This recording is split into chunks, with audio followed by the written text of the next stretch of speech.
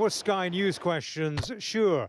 Mr. Trump, can you escape the Jeffrey Epstein crisis? Maybe that's why we heard this. What's that song? I don't know, it's very famous though. It's from a musical. Yeah. This presidential playlist included Simon & Garfunkel's Bridge Over Troubled Water. What else? The back half of that metaphor played out at anti-Trump demonstrations in Edinburgh and Aberdeen. Protesters troubled. I wanted to be here today and I wanted to bring the pipes because they're a symbol of Scotland, and I want to use the symbol of Scotland to say that he's not welcome here.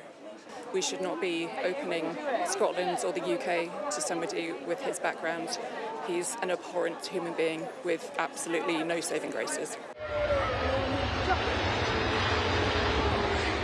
The president came here to mix business with pleasure.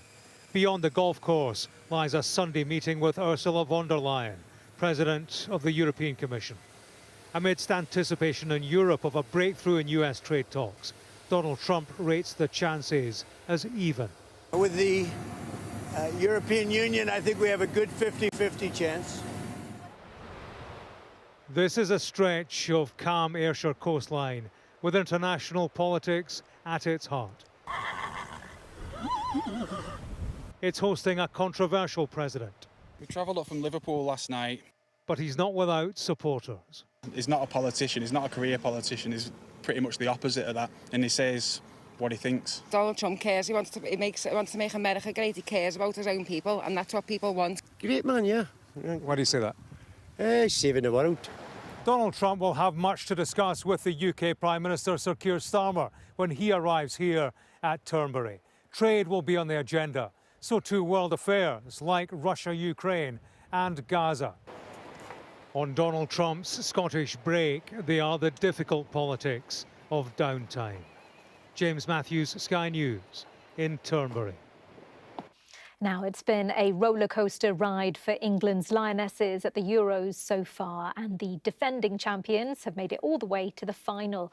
Serena Wiegmann's side will be out for revenge as they face Spain, who beat them just 2 years ago in the World Cup. Our sports correspondent Rob Harris reports from Basel. Ella, toon, toon, toon, push the ball out to Rousseau. Hemp on left, James on right, cuts in once and cuts in twice. Somehow, at the crescendo of the Euros, England are still here, composing comeback after stirring comeback to make it to the final. The Lionesses will roar. A third final in a row. Serena, do it again, so we can all sing this song. It does seem like a fairy tale, doesn't it?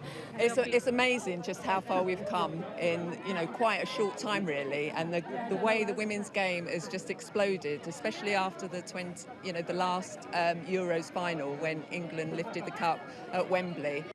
How much will England benefit from extra rest, with Spain playing their gruelling semi-final a day later?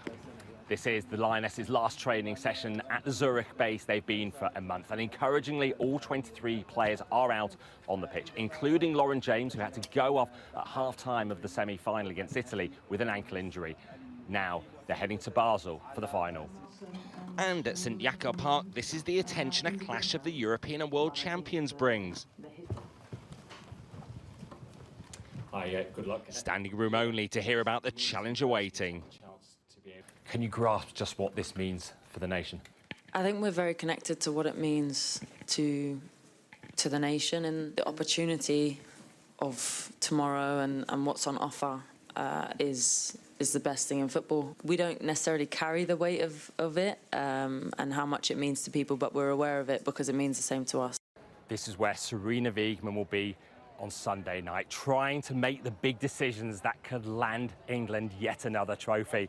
With so many fans clamouring for those early substitutions, but she believes she knows what's best. There's only 2 teams that can make the final, so if you talk about pressure, that's not really a pressure, it's very special, and when you go to a final, you really want to win it too.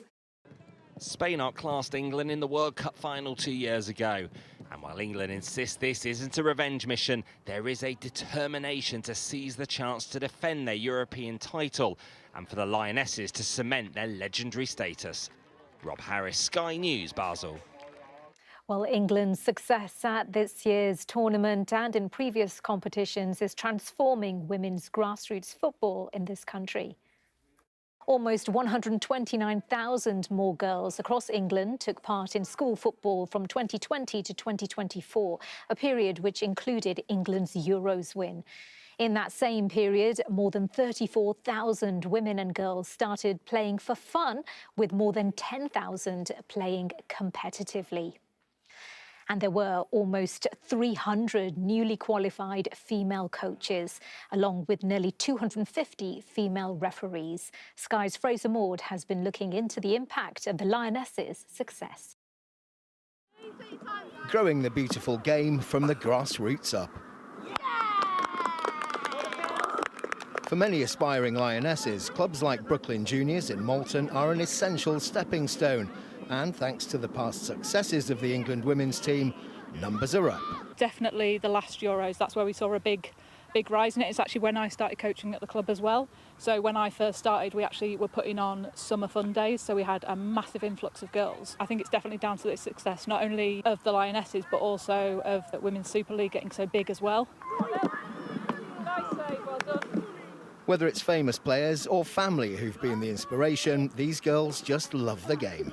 I took up football because it's to build confidence and new friends, but they really helped show that women can do everything. My brothers used to play a lot in the garden when I was young, and I just used to join in with them. All my friends play football at school, and I thought I might as well start playing.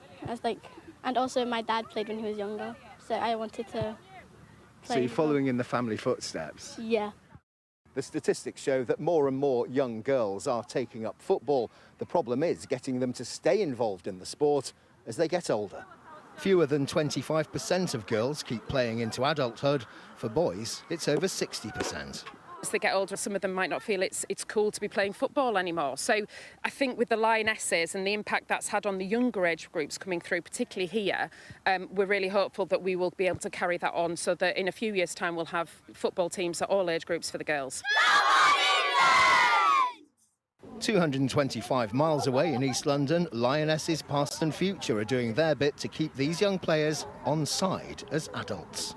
What we would love to see is equity in the game. So we're aiming for 90% of our schools in England to offer equal opportunities to girls by 2028. So that's kind of a key milestone for us.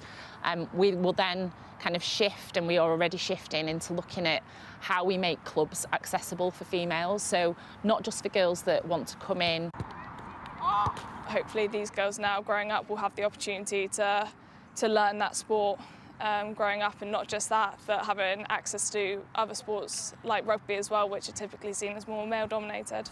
So, win or lose against Spain, England's women will be hoping that their legacy will live on through girls like these. Fraser Maud, Sky News.